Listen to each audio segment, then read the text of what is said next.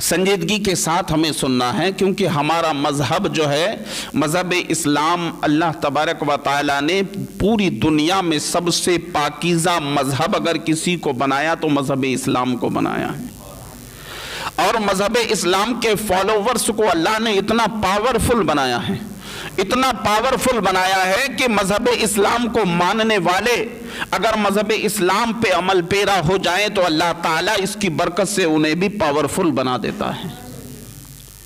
یہ رب کریم کا احسان ہے۔ اللہ تعالیٰ قرآن مجید میں ارشاد فرماتا ہے، یا ایھا الذین آمنوا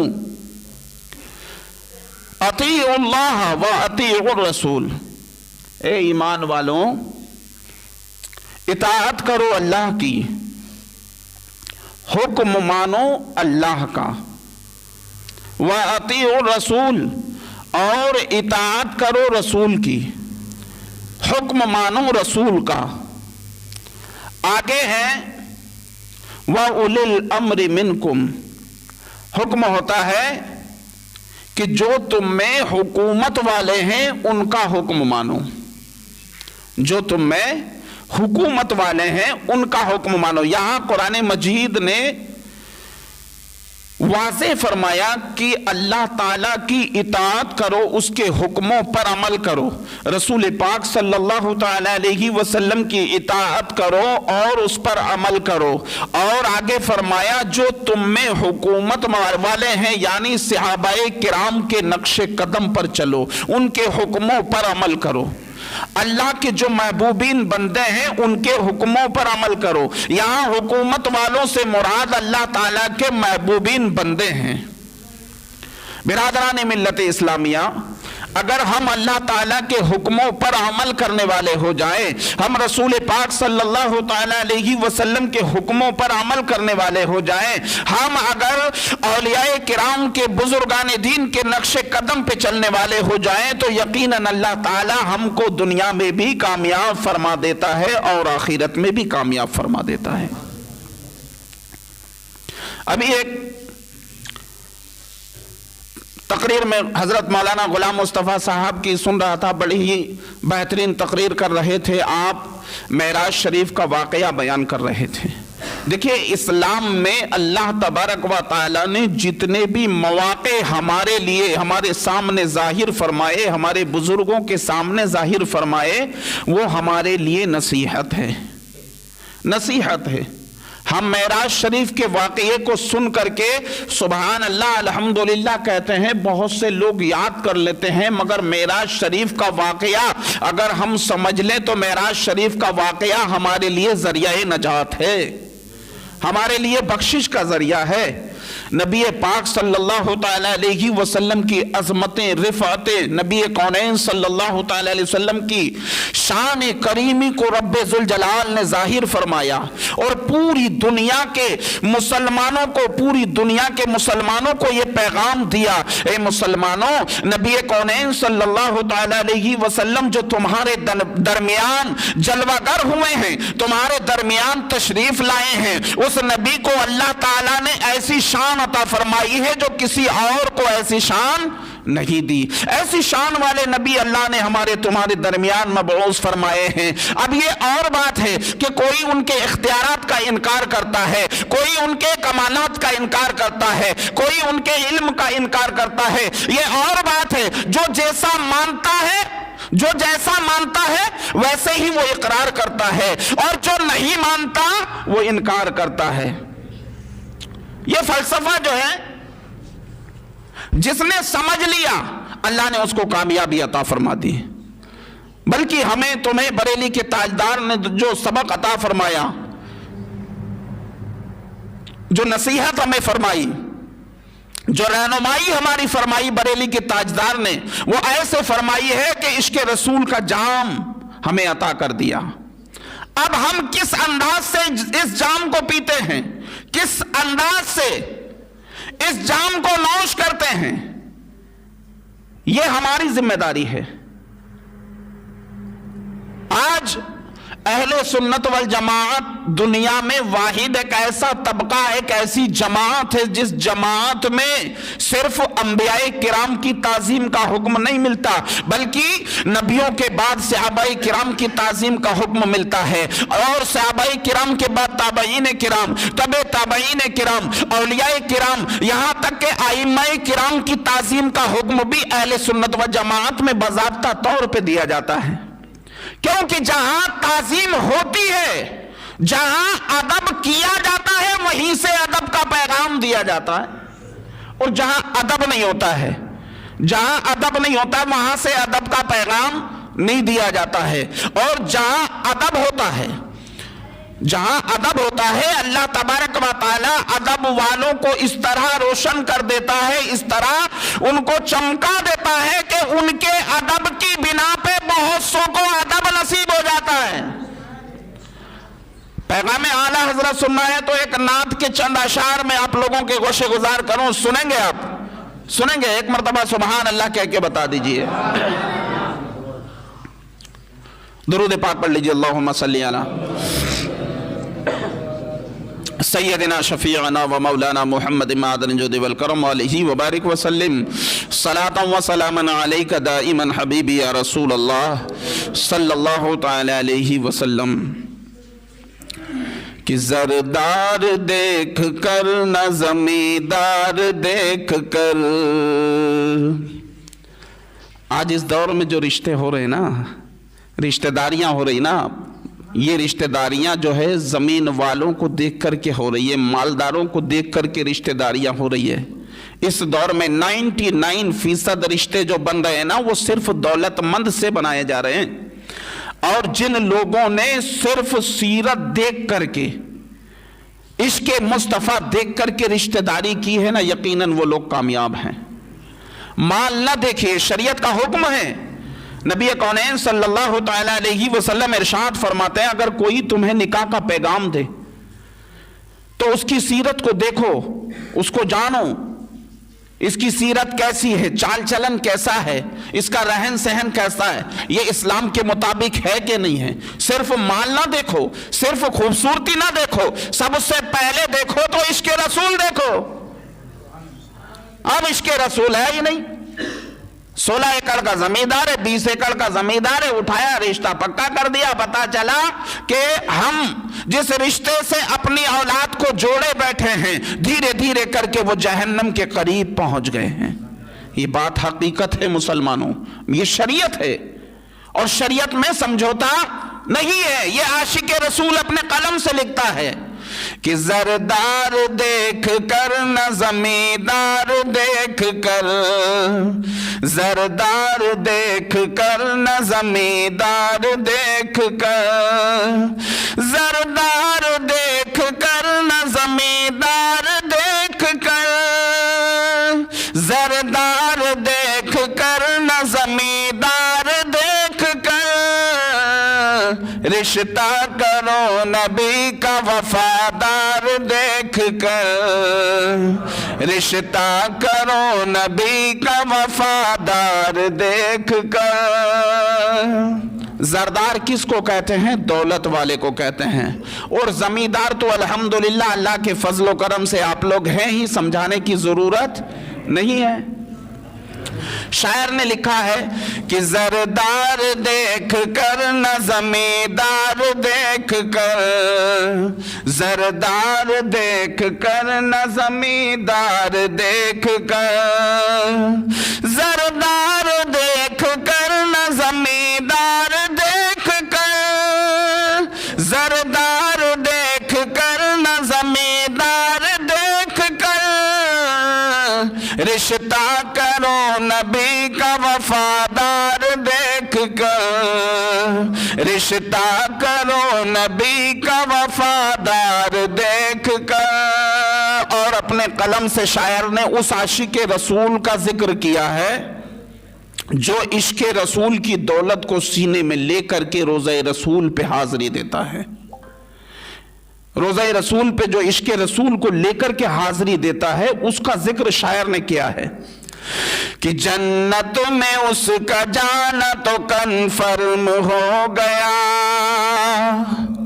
جنت میں اس کا جانا تو کنفرم ہو گیا، جنت میں اس کا جانا تو کنفرم ہو گیا، جنت میں اس کا جانا تو کنفرم ہو گیا، جنت میں اس کا جانا تو کنفرم ہو گیا، جو مر گیا ہے روزہ سرکار دیکھ کر، جو مر گیا ہے روزہ سرکار دیکھ کر، زردار دیکھ کر نہ زمیندار دیکھ کر۔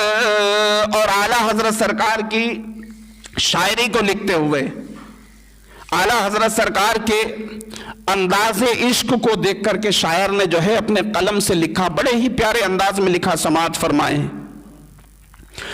جو مر گیا ہے روزہ سرکار دیکھ کر، جو مر گیا ہے روزہ سرکار دیکھ کر، اور جملہ محدثین کو بھی رشک آ گیا، جملہ محدثین کو بھی رشک آ گیا، جملہ محدثین کو بھی رشک آ گیا، جملہ محدثین کو بھی رشک آ گیا، جملہ محدثین کو بھی رشک آ گیا،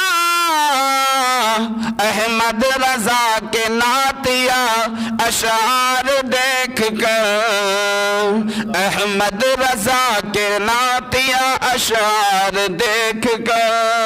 اور تاج الشریعہ کا ذکر کرتے ہوئے شاعر نے اپنے قلم سے لکھا، اور یقیناً اللہ تعالیٰ نے سرکار تاج الشریعہ کو وہ حسن عطا فرمایا کہ یہ مسجد میں اللہ کے گھر میں بیٹھ کر کے میں یہ باتیں کر رہا ہوں، جس نے بھی سرکار تاج الشریعہ کے چہرے کا دیدار کیا ہے اس کا ایمان تازہ ہو گیا، اور بہت سو نے سرکار تاج الشریعہ کے چہرے کی چمک کو دیکھ کر کے اسلام قبول کیا ہے۔ سبحان اللہ، اللہ نے یہ تاثیر آپ کے چہرے میں عطا فرمائی۔ جب سرکار تاج الشریعہ کا چہرہ ایسا ہے، اتنا روشن ہے، تو سرکار مفتی اعظم ہند کا چہرہ کتنا روشن ہوگا۔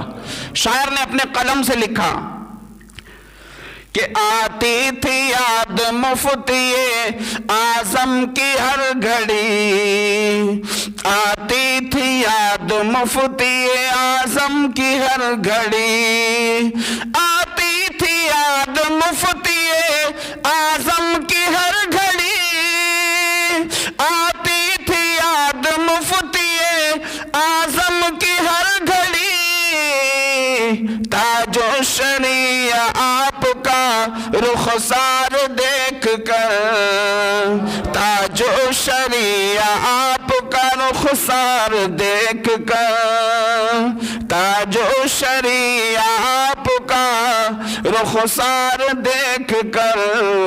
اور ہمارے حاجی صاحب بھی تشریف فرما ہے۔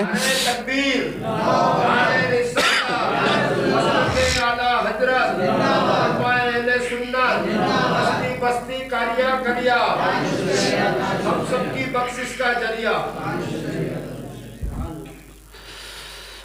حاجی صاحب بھی بیٹھے ہیں، اور بہت سے لوگ، ہمارے سید صاحب اور ہمارے جناب کیا نام گھڑو بھائی، یہ سب لوگ مدینہ منورہ کے حاضری ان کو اللہ نے نصیب کی ہے۔ یہ لوگ وہاں جا کے آئے ہیں، سرکار دو عالم صلی اللہ تعالی علیہ وسلم کے روزے کی رونقوں کو، وہاں کے روزے کی جو بہاریں ہیں انہوں نے اپنی نگاہوں سے دیکھی ہے۔ ان کے دل سے پوچھئے، ان کا دل تو مچلتا ہے کہ ہم دوبارہ اگر مدینہ پاک کی حاضری ہو جائے، سرکار کے دربار کی حاضری ہو جائے، تو یہ اس دنیا کی تمام نعمتوں سے بڑی نعمت ہوگی۔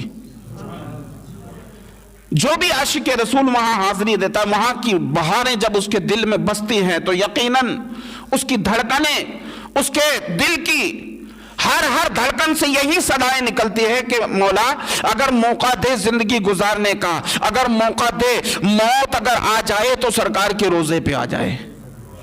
ہر ایک بندے کی طلب ہوتی ہے۔ شاعر نے اپنے قلم سے لکھا ہے کہ زردار دیکھ کر نہ زمیندار دیکھ کر رشتہ کرو نبی کا وفادار دیکھ کر او جنت کو بھول جاؤ گے اے حاجیوں وہاں جنت کو بھول جاؤ گے اے حاجیوں وہاں جنت کو بھول جاؤ گے اے حاجیوں وہاں جنت کو بھول جاؤ گے اے حاجیوں وہاں اللہ کے حبیب کا دربار دیکھ کر اللہ کے حبیب کا دربار دیکھ کر اللہ کے حبیب کا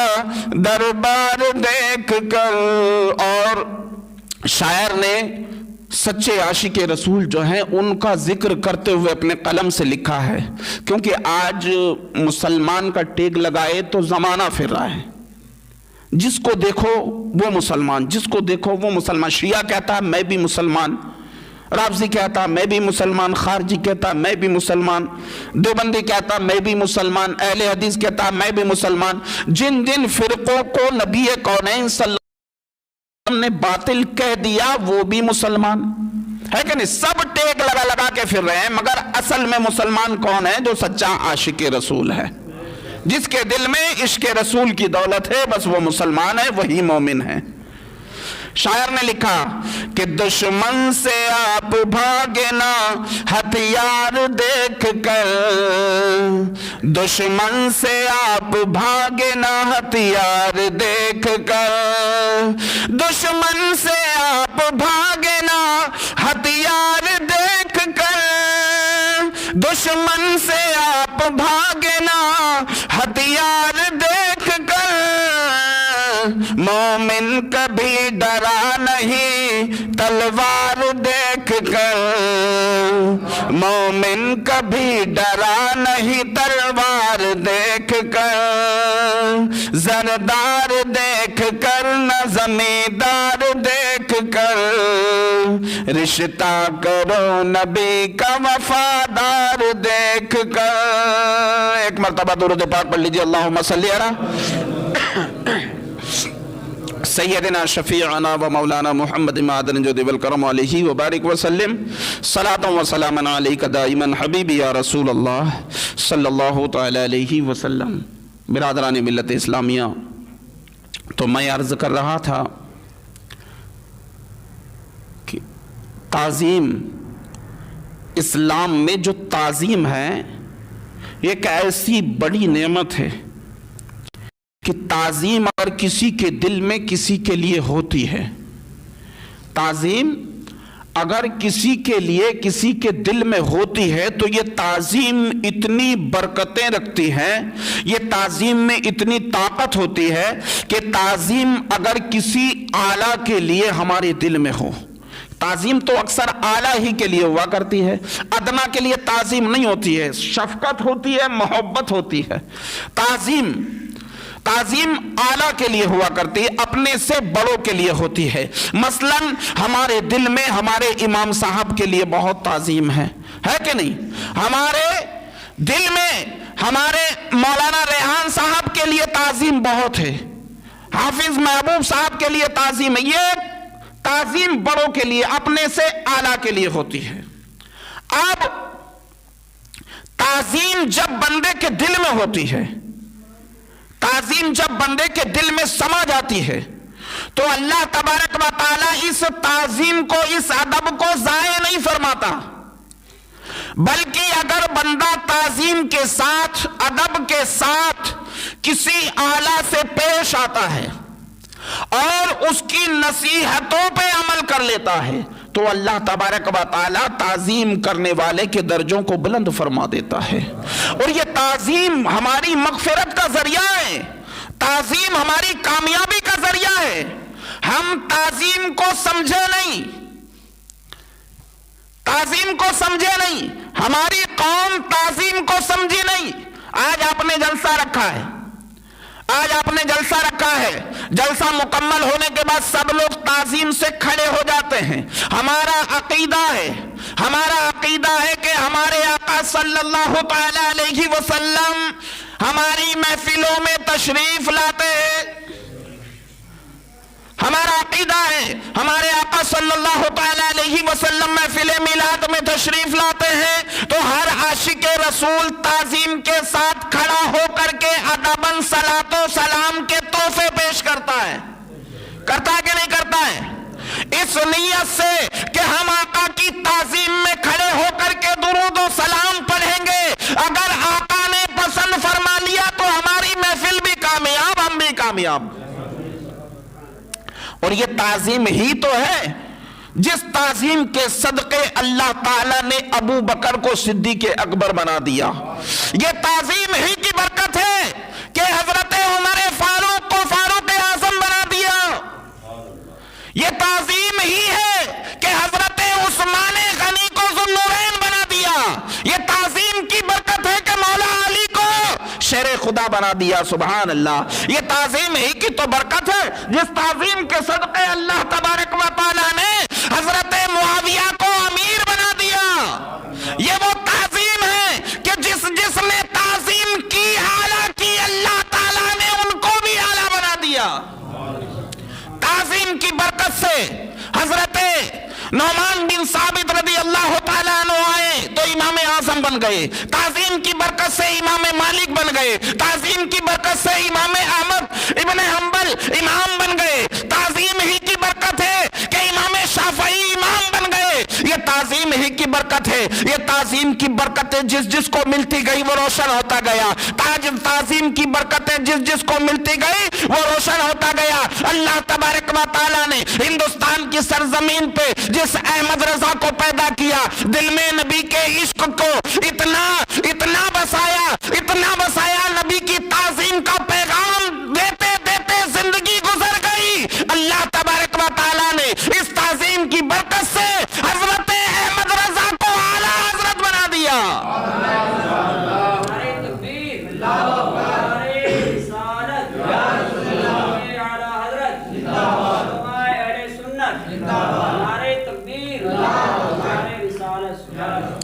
غور کریں گے تو ہمیں جو ہے پتہ چلے گا سرکار تاج الشریعہ کو تاج الشریعہ کیوں کہا جاتا ہے۔ سب سے پہلے بزرگوں کی تعظیم، اللہ کے نبی کا عشق رسول کو سینے میں بسایا، عشق رسول کا پیغام عام کیا، بزرگان دین کی تعظیم کو عام کیا۔ یہ وہ تاج الشریعہ جن کو اللہ تبارک و تعالیٰ نے روشن کر دیا۔ یاد رکھو پیارے، جو بندہ عشق رسول کو عام کرتا رہے گا، تعظیم رسول کو دل میں بسائے رکھے گا، اللہ تبارک و تعالیٰ اس کو بھی بلند فرما دے گا۔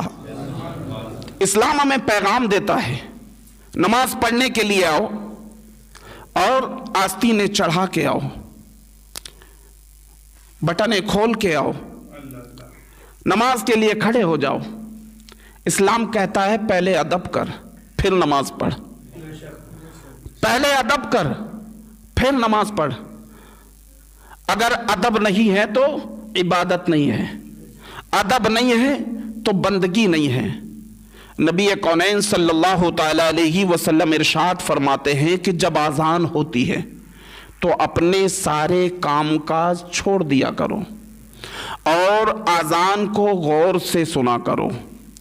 اس کا مطلب کیا ہوا؟ اذان کا ادب کرو، اور اگر اذان کا ادب کرو گے تو اللہ تعالیٰ اس کی برکتیں ضرور تمہیں عطا فرمائے گا، اور اگر اذان کے ادب سے محروم ہو گئے تو حدیث پاک میں وعید بھی ہے کہ جو بندہ اذان کا ادب نہیں کرتا، اذان کے وقت دنیاوی کاموں میں مشغول رہتا ہے، اس کی موت جو ہے، اس کی موت بری ہونے کا اندیشہ ہے۔ ایسے شخص کو کلمے کی توفیق نہیں ہوگی جو اذان کا ادب نہیں کرتے ہیں۔ تو اسلام میں ادب کی کتنی اہمیت ہے۔ بادشاہ ہارون رشید کی بیوی حضرت زبیدہ خاتون رحمت اللہ تعالی علیہا ایک ایسی پابند شرع، ایک ایسی عاشق رسول خاتون ہیں کہ جو انبیاء کرام کا ادب کرتی تھی، اولیاء کرام کا ادب کرتی تھی اور خاص کر عبادتوں میں اتنی ادب کی پابند تھی کہ ایک مرتبہ اپنی خادمہ کو حکم دیتی ہے کہ میرے لیے پانی لے کر کے آؤ۔ وہ حضرت زبیدہ کے لیے پانی لے کر کے آئی، جیسے ہی پانی کا گلاس ہاتھ میں لیتی ہے آذان کی آواز کانوں میں آ جاتی ہے، گلاس کو رکھ دیتی ہے، پانی پینا نہیں، آذان کا جواب دینا ضروری ہے۔ آپ نے مکمل آذان سنی، آذان کا برابر جواب دیا۔ یہاں سے ایک پیغام آپ بھی لے کر کے جائیں، جب بھی آذان کی آواز کانوں میں گونجے تو پہلے آذان کا جواب دیں۔ ہم اپنے گھروں میں بیٹھے ہیں، آذان ہو گئی، ہم اپنے کاموں میں لگے ہوئے۔ آج کل نوجوانوں کی کیفیت تو یہ ہے، نوجوانوں کی کنڈیشن تو یہ ہے کہ ٹی وی گھر میں ہو یا نہ ہو، موبائل سب کے پاس موجود ہے کہ نہیں ہے؟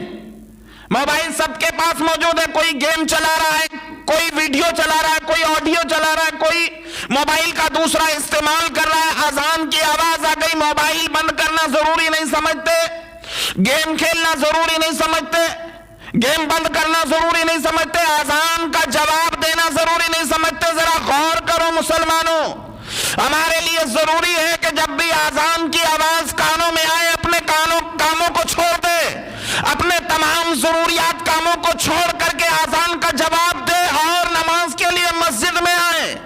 یہ مسجدیں ہماری ویران ہو رہی ہیں، سنیما گھر ہمارے فل ہو رہے ہیں، کرکٹ کے میدان میں دیکھو مسلمانوں کی بھیڑ نہیں ہٹتی۔ میں نے دیکھا ابھی ہمارے گاؤں میں قوالی کا پروگرام تھا تو مسلمانوں کو دیکھا کڑاکے کی سردی، کمبل لے کر کے مسلمان وہاں پہنچ گیا، بچھانے کے لیے سادھن لے کر کے پہنچ گیا۔ مسلمان کی حالت یہ ہو چکی ہے کہ اگر فحش باتیں ہوں، بری باتیں اگر جہاں کھلے عام ہو رہی ہو، مسلمان دھڑلے سے وہاں پہنچ رہا ہے۔ مسلمان خود اپنے دین کی طرف نہیں جھکتا، خود اپنے مذہب و مشرب کی طرف نہیں جھکتا، جبکہ ضروری کیا ہے؟ اللہ تبارک و تعالیٰ نے ہمارے اوپر ناچ گانوں کو فرض نہیں کیا ہے، اللہ تبارک و تعالیٰ نے ہمارے اوپر قوالیوں کو فرض نہیں کیا ہے، اللہ تبارک و تعالیٰ نے ہمارے اوپر میچ کو، کھیل کو، تماشے کو فرض نہیں کیا۔ اللہ تبارک و تعالیٰ نے ہمارے اوپر سب سے پہلے فرض کیا ہے، اسلام کے بعد تو وہ علم دین سیکھنا فرض کیا ہے۔ جن جلسوں میں، جن محفلوں میں ہمیں جانے کی سخت ضرورت ہے جو ہمارے اوپر فرض ہیں، ہم ایسی محفلوں کو چھوڑے بیٹھے ہیں، ایسی محفلوں کو ہم نے ترک کر دیا۔ ایک فرض جو ماں کی گود سے لے کر کے قبر کی گود تک ہر مسلمان مرد اور عورت پہ اللہ نے فرض کیا ہے، فرض ہے، ترک کرو گے ضرور حساب لیا جائے گا۔ غور کرو، آج ہماری عمریں آدھی سے زیادہ لا علمی میں، بے فہمی میں گزر گئی، ہمیں احساس تک نہیں ہوا۔ مگر جب احساس ہو گیا، جب علم ہو گیا تو ہمارے اوپر لازم کیا ہے؟ علم دین حاصل کریں، اللہ نے فرض کیا ہے۔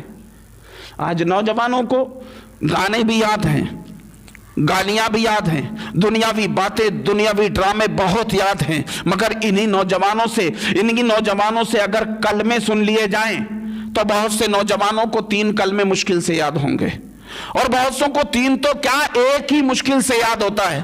یہ پتہ نہیں چلتا ہے کیونکہ یہ اندر کی باتیں ہیں، یہ اندر کی باتیں ہیں، ایسے پتہ نہیں چلتی ہے۔ یہ پتہ کب چلتی ہے کہ جب بندہ جوان ہو جاتا، نکاح کی محفل میں بیٹھتا عالم صاحب کے سامنے، اب وہ پڑھاتا، پڑھ بیٹا لا الہ الا اللہ، تو اس کی زبان ہی نہیں پلٹتی ہے، لا الہ الا اللہ زبان نہیں پلٹتی ہے، الا اللہ زبان نہیں پلٹتی اس کی، محمد رسول اللہ زبان نہیں پلٹتی ہے، زبان لڑکھڑاتی ہے، اس کے ہاتھ پیر کانپنے لگتے ہیں۔ ابے مسلمان ہے، اللہ نے تیرے اوپر فرض کیا، تجھے یاد نہیں تو بتا کون سنائے گا؟ غور کرنے کا مقام ہے۔ آج ہم اپنی خستہ حالی پہ، آج ہمارے اوپر جو ظلم و ستم ہو رہا ہے، ہم اس کا رونا رو رہے ہیں۔ اصل کمزوری ہمارے اندر کہ ہم نے اپنے ہی دین کو نہیں پہچانا، ہم نے اپنے ہی دین کو نہیں جانا، اور جب ہم اپنے دین کی جانکاری نہیں رکھتے، اپنے دین کا علم نہیں رکھتے، تو بتاؤ غیروں کو ہم جواب کیا دیں گے؟ اے میری قوم کے زندہ دل نوجوانوں، اپنے اندر وہ زندہ دلی پیدا کرو۔ صحابہ کرام کی تاریخ اٹھا کر کے دیکھو کہ صحابہ کرام نے کتنی پریشانیاں جھیلی ہیں، کتنے دکھ درد جھیلے ہیں۔ اگر ان کو اسلام پر پہرا دینے کی حاجت ہوئی، پہرا دینے کا حکم ملا، تو انہوں نے کھانا نہیں دیکھا، پانی نہیں دیکھا، مال و ملکیت کو نہیں دیکھا، اپنی اولاد کو نہیں دیکھا، اپنے عزیز و اقربا کو نہیں دیکھا، دیکھا تو سب سے پہلے عظمت مصطفیٰ کو دیکھا ہے۔ کیا ہمارے پاس یہ دین ایسے خیرات میں مل گیا؟ یہ دین کوئی ایسا برانڈ نہیں ہے جو کسی کمپنی سے خریدا جا سکے، کسی شاپ سے جا کر کے خریدا جا سکے۔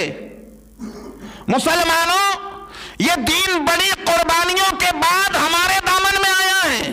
جب اس تاریخ کو اٹھا کر کے دیکھیں گے نا، تو صرف اس میں معجزات و کمالات شامل نہیں ہیں، اس میں صرف کرامتیں شامل نہیں ہیں، اس دین میں کروڑوں کروڑوں مسلمانوں کا خون شامل ہے۔ تب یہ دین ہمارے دامن میں آیا ہے۔ آج ہمیں مذاق سوچتی ہے، آج ہمیں مذاق سوچتی ہے، کوئی اگر ہمیں مسجد کی طرف بلاتا ہے تو ہمیں مذاق سوچتی ہے۔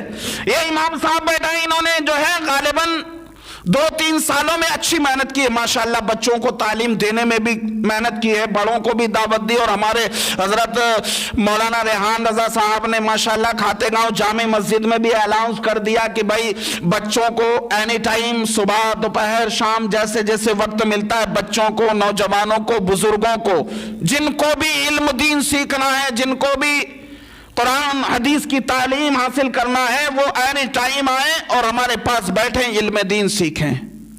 علماء دعوت دے رہے ہیں۔ ہماری قوم سوئی ہے، اور جہاں علماء سوئے ہیں وہاں قوم برائیاں کر رہی ہیں، وہاں قوم برائیاں کر رہی ہیں۔ ارے ہمارے امام صاحب تو بتاتے ہی نہیں، ہمارے امام صاحب تو بولتے ہی نہیں، ہمارے امام صاحب تو بولتے ہی نہیں، اور جہاں امام صاحب بولتے ہیں وہاں قوم ایسی دم دبا کر کے بیٹھ جاتی ہے۔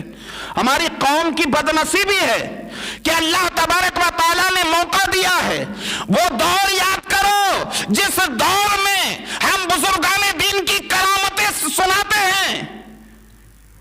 600 کلومیٹر کا سفر انہوں نے پیدل طے کر کے ایک ایک حدیثیں حاصل کی ہیں، کئی دن بھوک اور پیاس کی شدتوں کو برداشت کر کے انہوں نے حدیثیں سیکھی ہے۔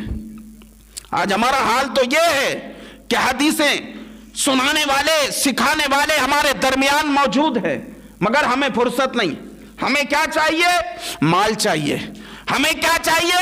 دولت چاہیے، ہمیں دنیا کا عیش و آرام چاہیے، مگر دین کا علم جو فری میں مل رہا ہے، فری میں مل رہا ہے، اس کو فوکٹ میں حاصل کرنے کو تیار نہیں۔ آج ہمارے مدرسوں میں بچے جو ہے بامشکل ایسے گنے چنے بچے علم دین حاصل کرنے کے لیے آتے ہیں، جن سے گھر والے والدین گھبرا جاتے ہیں۔ ایسے بچے علم دین سیکھنے کے لیے آتے ہیں، اور جو بچے صحیح ذہین ہوتے ہیں، پڑھنے والے ہوتے ہیں، والدین ان کو دنیاوی تعلیم میں لگائے رکھتے ہیں۔ اسلام یہ نہیں کہتا کہ دنیاوی تعلیم نہ سکھاؤ، بلکہ تاریخ اٹھا کر کے دیکھو گے تو اس دور میں، جس دور میں انگریزوں نے حکومت کی ہے، اللہ تبارک و تعالیٰ نے ہمارے معاشرے کو، ہمارے مذہب کو بچانے کے لیے ایسے ایسے علم داں کو پیدا کیا جو دین کے بہت بڑے بڑے عالم گزرے ہیں اور اپنے وقت کے مجسٹریٹ گزرے ہیں، جنہوں نے فیصلے کیے ہیں تو فیصلے شریعت کی روشنی میں کیے ہیں، شریعت کے دائرے میں فیصلے کیے ہیں۔ علامہ فضل حق خیر آبادی رحمت اللہ علیہ، جن کی تاریخ اٹھا کر کے دیکھو، اپنے وقت کے بہت بڑے جج گزرے ہیں، اپنے وقت کے بہت بڑے عالم گزرے ہیں، جن سے انگریزی حکومت نے ایک فتویٰ مانگا تھا، یہ کہہ دو کہ صرف اور صرف انگریزی حکومت مسلمانوں کی خیر خواہ ہے، انگریزی حکومت مسلمانوں کی بھلائی چاہتی ہے۔ علامہ فضل حق خیر آبادی کہتے ہیں، یہ فضل حق اپنی جان تو دے سکتا ہے مگر مسلمانوں کے ساتھ دھوکے بازی کبھی نہیں کر سکتا، مسلمانوں کے ساتھ کبھی دغا نہیں کر سکتا، شریعت کی خلاف ورزی نہیں کر سکتا۔ ان کو اٹھا کر کے جیل میں ڈال دیا گیا، ان سے کہا گیا کہ اب بھی اپنا فیصلہ بدل دو، کہا جان چلی جائے گی فیصلہ نہیں بدلا جائے گا۔ ان کو جزیرہ انڈمان پہنچا دیا گیا، جیل میں رکھا گیا، پھر آپ سے آپ کی منشا پوچھی گئی، کئی مہینے جیل میں رہ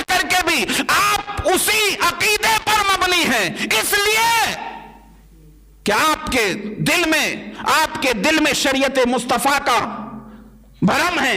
آپ کے دل میں اللہ تبارک و تعالیٰ نے عشق مصطفیٰ کو معجزن رکھا، اور جو دل علم مصطفیٰ سے روشن ہو، عشق مصطفیٰ سے مزین ہو، اس کو کبھی کوئی بہکا نہیں سکتا۔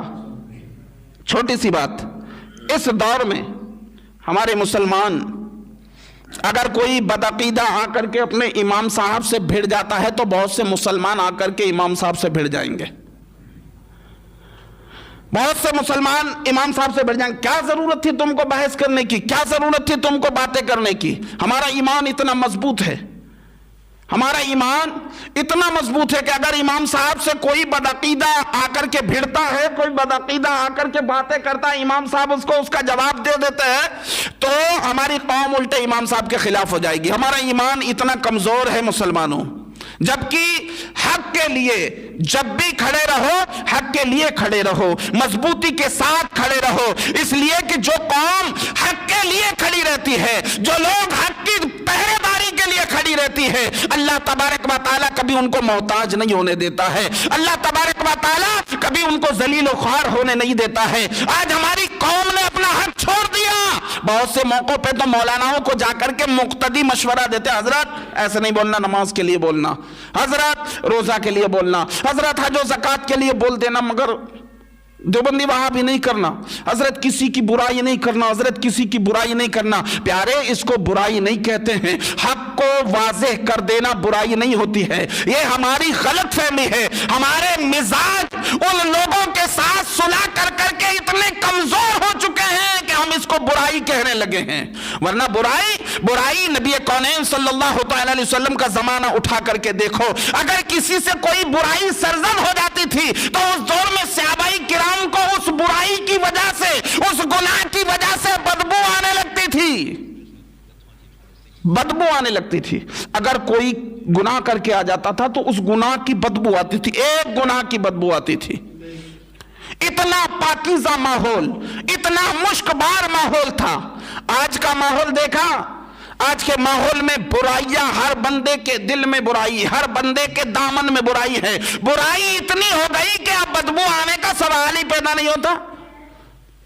یہ جب واقعہ بیان کیا جاتا ہے نا، یہ حدیث پاک بیان کی جاتی ہے، تو بہت سے لوگوں کا سوال ہوتا ہے، یار اس دور میں جب ایک برائی کی بدبو آ جاتی تھی اب کیوں نہیں آتی ہے؟ تو اس کا سیدھا سا جواب یہ ہے کہ اگر کسی شخص کو چمڑے کی دکان کے پاس رکھا جائے یا بدبو کی دکان کے پاس بدبو کی جگہ پہ رکھا جائے، دھیرے دھیرے بدبو سونگتے اب اس کی ناک پہ بدبو کا اثر نہیں ہوتا۔ آپ نے دیکھا ہی ہوگا، جو بندہ گندے ماحول میں رہتا اس کو بدبو کا اثر نہیں ہوتا، پھر اس کو بدبو سے فرق نہیں پڑتا۔ اور آپ کسی بدبودار جگہ پہ جا کے کھڑے ہو جاؤ تو مشکل سے تھوڑی دیر آپ اس جگہ پہ ٹھہرو گے، پھر آپ کا دل گھبرانے لگے گا، اس لیے کہ آپ اس ماحول میں نہیں رہے ہو۔ پیارے، نبی کونین صلی اللہ علیہ وسلم کا پاکیزہ زمانہ دیکھو، نبی پاک صلی اللہ علیہ وسلم کے زمانے میں اگر کسی سے کوئی چھوٹا سا گناہ بھی سرزد ہو جایا کرتا تو اس وقت جو ہے اس گناہ کی بدبو پھیل جایا کرتی تھی، اور نبی کونین صلی اللہ علیہ وسلم کی محفل میں اگر وہ حاضر ہوتا تو جب تلک کہ وہاں توبہ نہیں کر لیتا تب تلک کہ وہ بدبو ختم نہیں ہوا کرتی تھی۔ آج ہم لوگوں کو توبہ نصیب نہیں ہوتی، اس لیے کہ ہم ایسی محفلوں میں آنا پسند نہیں کرتے۔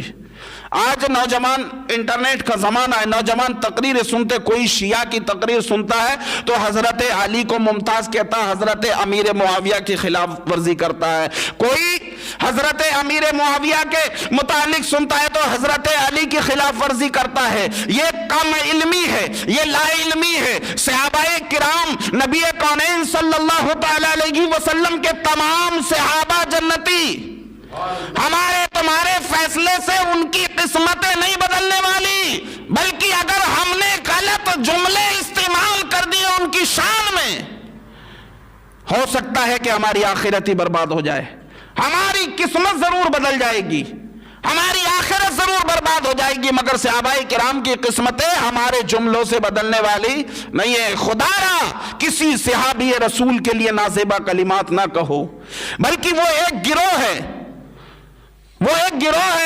کہ جو حضرت مولا علی کو مانتے ہیں، حضرت امیر معاویہ کو گالیاں دیتے ہیں۔ وہ ہے جو صرف حضرت علی کو پڑھتا، حضرت امیر معاویہ کو نہیں پڑھتا۔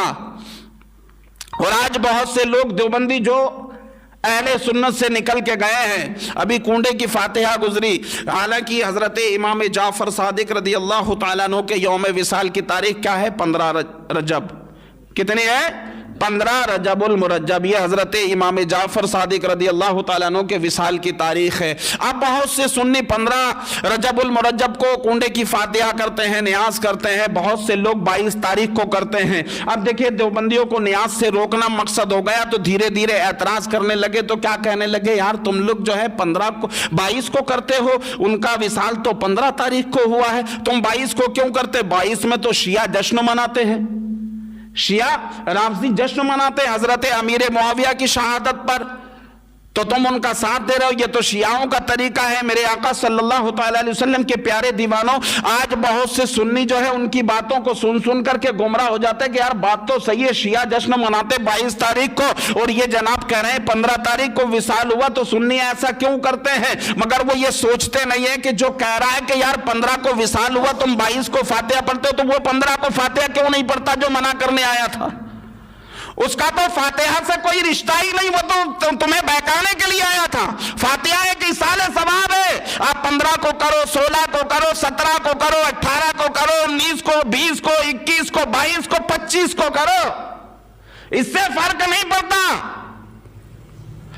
ہم بزرگان دین کے لیے ایصال ثواب کر رہے ہیں، حالانکہ وہ ہمارے ایصال ثواب کے محتاج نہیں۔ اللہ تبارک و تعالیٰ نے انہیں جنت کی ضمانتیں دی ہیں، وہ ہمارے ایصال ثواب کے محتاج نہیں، بلکہ ہم ایصال ثواب کرتے ہیں، ہم ان کے محتاج ہیں کہ اگر ہمارے اس انداز کو، ہمارے اس تحفے کو قبول کر لیا تو ان کے صدقے ہماری مغفرت ہو جائے گی۔ ہم اللہ والوں کی بارگاہ میں جو تحفے پیش کرتے ہیں تو ایسے نہیں کرتے، وہ کہتے ہیں یار تم حضرت امیر معاویہ کے عرس کو مناتے ہو تو حضرت عمار بن یاسر کے عرس کو کیوں نہیں مناتے؟ یہ الزام ہے وہابیوں کی طرف سے، آن ریکارڈ ہے نا، آن ریکارڈ ہے، یہ اعتراض ہے وہابیوں کی طرف سے کہ یار آپ جب حضرت امیر معاویہ کا عرس مناتے ہو تو حضرت عمار بن یاسر کا نہیں مناتے ہو، حضرت خالد بن ولید کا نہیں مناتے ہو، دیگر صحابہ کرام کا عرس کیوں نہیں مناتے ہو؟ کچھ صحابہ کرام کا عرس مناتے ہو۔ تو میں نے کہا دیکھو، جس قوم نے حضرت ابو بکر صدیق رضی اللہ تعالیٰ عنہ کو گالیاں دینا شروع کیا تو سنیوں نے صدیق اکبر رضی اللہ تعالیٰ عنہ کا عرس منانا شروع کر دیا۔ جس قوم نے فاروق اعظم کو گالیاں دینا شروع کیا تو سنیوں نے فاروق اعظم کا عرس منانا شروع کر دیا۔ جب کسی قوم نے حضرت عثمان غنی کو گالیاں دی تو سنیوں نے ان کا عرس منانا شروع کر دیا۔ کسی قوم نے اگر حضرت مولا علی کو گالیاں دی تو سنیوں نے ان کا عرس منانا شروع کر دیا۔ اسی طرح سے ایک قوم کھڑی ہوئی حضرت امیر معاویہ کو گالی دینے لگی تو سنی ان کا عرس منانے لگے۔ اگر آئندہ وقت میں کسی اور صحابی کی شان میں کوشش کی گئی گالیاں بکنے کی تو ہم انہی کا عرس منائیں گے۔ تم جن کے نام سے بھوکو گے ہم ان کی عظمتوں کا اظہار کریں گے۔ یہ اللہ تبارک و تعالیٰ نے ہمیں موقع عطا فرمایا ہے۔ یار انہی کا عرس کیوں مناتے ہو؟ انہی کا کیوں مناتے ہو؟ بھائی جن کو گالیاں دی جاتی ہے، جن کو بدنام کرنے کی کوششیں کی جاتی ہے، جن کی شان میں انگشت نمائی کی جاتی ہے، تو عاشق کا مزاج کیا ہے؟ عاشق کا مزاج یہ ہے کہ جن سے محبت کرتا ہے ان کی عظمتوں کو ظاہر کرے۔ اور ہماری کوششیں ضائع نہیں ہوں گی جب ایک مکڑی کی کوشش حضرت ابراہیم علیہ السلام کی آگ بجھانے کے لیے ہو سکتی ہے، تو پھر ہم نبی کونین صلی اللہ تعالیٰ علیہ وسلم کے غلام ہیں، جب ان کی شان میں، ان کے غلاموں کی شان میں کوئی انگشت نمائی کرے گا تو کم از کم ہمارا نام انگلی اٹھانے والوں میں نہیں بلکہ اس انگلی اٹھی ہوئی انگلی کو دبانے والوں میں ہوگا۔ ہمارا نام آگ لگانے والوں میں نہیں، بجھانے والوں میں ہوگا۔ ہمارا نام غداروں میں نہیں بلکہ عاشقوں میں ہوگا۔ ہماری کوشش یہ ہے، کل عشق کرتے تھے آج عشق کرتے ہیں، اور جب تک اس جسم میں جان ہوگی عشق کرتے رہیں گے۔ تبھی تو ایک عاشق عاشقوں کے تاجدار نے اپنی زبان مبارک سے کہہ دیا، اے عشق تیرے صدقے جلنے سے چھٹے سستے، جو آگ بجھا دے گی وہ آگ لگائی ہے۔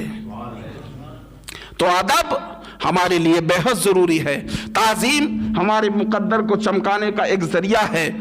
اگر ہمارے دلوں میں تعظیم ہوگی تو ہماری عبادتوں میں لذتیں ہوں گی، اگر ہمارے دلوں میں عقیدت ہوگی تو ہماری عبادتوں میں لذتیں ہوں گی، اور اگر ہمارے دل سے عقیدت، ہمارے دل سے تعظیم نکل گئی، ادب نکل گیا، تو ہماری عبادتیں بھی بیکار ہیں اور ہمارے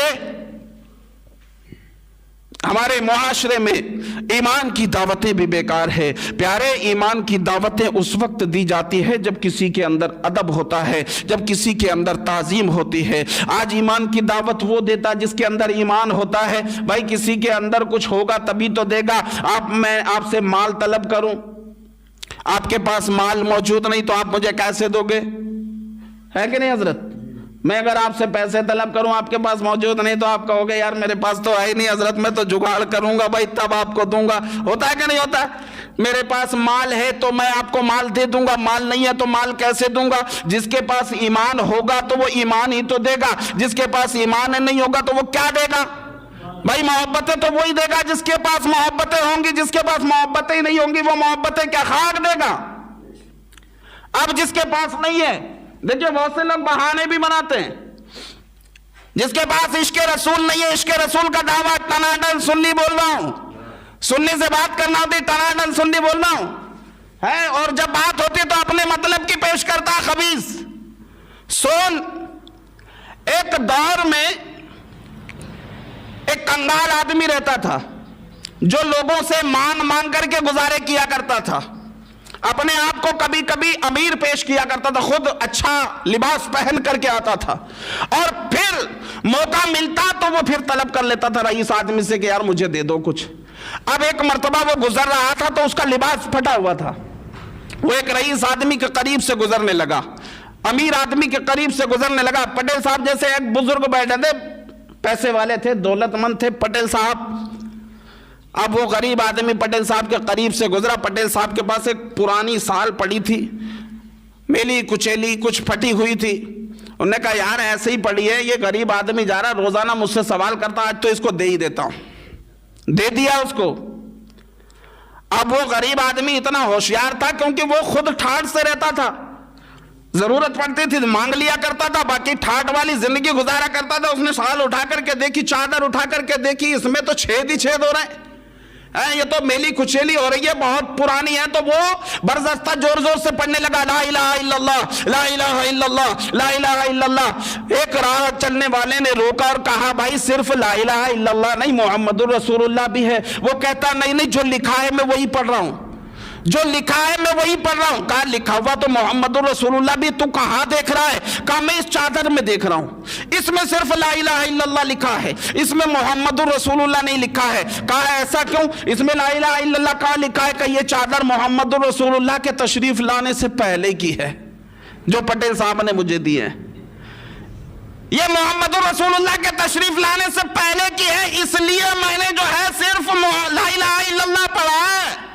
اب پٹیل صاحب کو شرم آ گئی، انہوں نے کہا یا اللہ پرانی چادر مجھے دے دے، نہیں لے جا، اب تو پڑھ لا الہ الا اللہ محمد الرسول اللہ۔ تو آج معاشرے میں ایسے ایسے لوگ ہیں جو ہوتے کچھ ہیں دکھاتے کچھ ہیں۔ میرے بھائی دھوکہ مت کھائیے، نماز لے کر کے آنے والا ہر بندہ پرہیزگار نہیں ہوتا، نمازیں لے کر کے آنے والا ہر بندہ اللہ کا محبوب نہیں ہوتا، اللہ کا پیارا نہیں ہوتا ہے۔ عبادتیں لے کر کے آنے والا بندہ ہر بندہ اللہ کا پیارا نہیں ہوتا۔ یاد رکھو جو عبادتوں کی دعوت دیتا ہے، جو تمہیں علم دین سیکھنے کی دعوت دیتا ہے، جو اللہ کا ذکر کرنے کی دعوت دیتا ہے، ذکر خدا کرنے کی دعوت دینے والے کو پہلے دیکھو کہ اس کے پاس عشق مصطفیٰ بھی ہے کہ نہیں،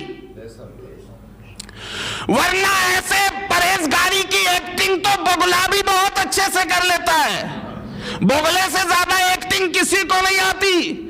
اور آج بگلے کا لباس پہن کر کے بگلے والا فارمولا اپنا کر کے بہت سے لوگ تسبیح پیچھے لٹکا کر کے پرہیزگاری کا چولا پہن کر کے تمہارے دروازے پہ آتے اور آ کر کے پیچھے تسبیح لٹکا لیتے ہیں اور گھماتے جاتے، کہتے آتے جاؤ بستے جاؤ۔ جیسے ہی حاجی صاحب ملے، کہا حاجی صاحب السلام علیکم، اگر حاجی صاحب نے جواب دے دیا تو سمجھ لو حاجی صاحب پھنس گئے، اب حاجی صاحب کو کھینچ کے لے جائیں گے۔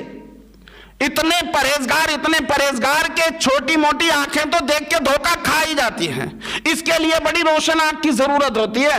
جیسے ایک بگلا جو ہے دریا کنارے پہنچتا ہے، گڈھے میں دیکھتا ہے مچھلیاں جو ہے تیر رہی ہیں، مچھلیوں کو قریب بلاتا ہے اور ایسا سر جھکا کر کے بیٹھ جاتا ہے، مچھلیاں اس کے دیدار کے لیے آ رہی، بڑا پرہیزگار ہے، بڑا متقی ہے، اللہ کا نیک بندہ ہے، چلو اس کی زیارت ہی کر لی جائے۔ جب مچھلیاں قریب جاتی ہے تو وہ اپنے انداز سے ایک آنکھ کھول کر کے دیکھتا ہے، ہاں کہا آ جاؤ، اگر رہنمائی چاہتی ہو تو آ جاؤ، میرے پاس آ جاؤ، میں تمہیں یہاں سے لے کر کے گہرے پانی میں چھوڑ دوں گا تاکہ تمہیں چین کا سانس مل جائے گا، تاکہ تمہیں سکون کی زندگی مل جائے گی، آ جاؤ میرے پاس آ جاؤ۔ ایسے ہی وہ مچھلی جب اس کے داؤں میں آنے لگتی ہے تو بڑی مچھلی کہتی ہے مت جانا، یہ دھوکہ دے رہا ہے، یہ خبیث ہے، تیرے دل سے عشق رسول کو نکال لے گا، تیرے دل سے عشق رسول کو چھین لے گا۔ مگر وہ چھوٹی مچھلی جو ہے بڑی مچھلی کی نہیں مانتی ہے، اور نہیں مانتی ہے پھنس جاتی ہے۔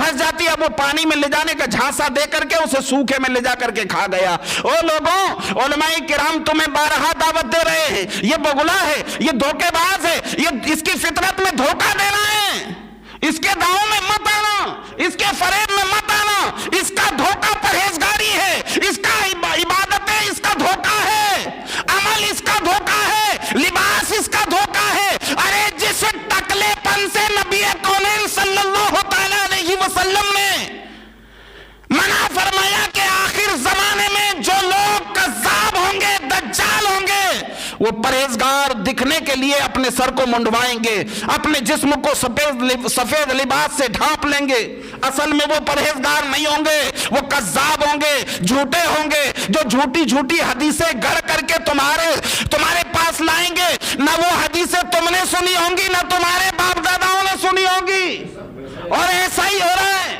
صحیح حدیثوں کو ضعیف کہا جا رہا ہے، اور جو باتیں حدیثوں میں ہے ہی نہیں اسے حدیث بنا کے پیش کیا جا رہا ہے۔ مسلمانوں، خدا را دھوکہ مت کھاؤ، یہ دین جو مصطفیٰ کریم صلی اللہ تعالی علیہ وسلم کی بارگاہ سے ہمیں تمہیں وراثت میں ملا ہے، یہ بزرگان دین سے ہوتے ہوئے سرکار غریب نواز کی چوکھٹ سے ہمیں ملا ہے، ہمارے بزرگوں کو ملا ہے، یہی دین حق ہے، اس کو مضبوطی سے تھامے رہو۔ اب کوئی نیا مسئلہ، نئی بات دین میں لے کر کے آتا ہے تو وہ جھوٹا ہے، اس سے اپنے آپ کو بچاؤ، اپنے بچوں کو بچاؤ، اور اپنے بچوں کو عشق رسول کا جام پلاؤ۔ یقیناً یہ بچے ہمارے مستقبل کو روشن کرنے والے ہیں، ہمارے مستقبل کو چمکانے والے ہیں، ہمیں جنت دلانے والے ہیں۔ یقیناً اگر ہم نے ان کی فکر کر لی تو اللہ تبارک و تعالیٰ اس کے توسل سے ہمارے ایمان و عقیدے کی حفاظت فرمائے گا اور ہماری دنیا اور آخرت کو روشن فرمائے گا۔ اللہ تبارک و تعالیٰ ہمیں اور آپ کو نبی کونین صلی اللہ تعالی علیہ وسلم سے سچی پکی محبت کرنے کی توفیق عطا فرمائے، صحابہ کرام سے پیار کرنے کی سعادت نصیب فرمائے، نبی پاک صلی اللہ تعالی علیہ وسلم کے غلاموں میں مولا ہمارا شمار فرمائے، نبی پاک صلی اللہ تعالی علیہ وسلم کی محبت میں جلائے، نبی کی محبت میں اٹھائے۔ میں نے جو کچھ کہا، آپ نے جو کچھ سنا، میرے کہنے میں یا آپ کے سننے میں اگر کوئی غلطی آئی ہے، مولا کہنے سننے سے زیادہ عمل کی توفیق عطا فرمائے اور تمام غلطیوں کو معاف فرمائے۔ وآخر دعوانا ان الحمدللہ رب العالمین۔ السلام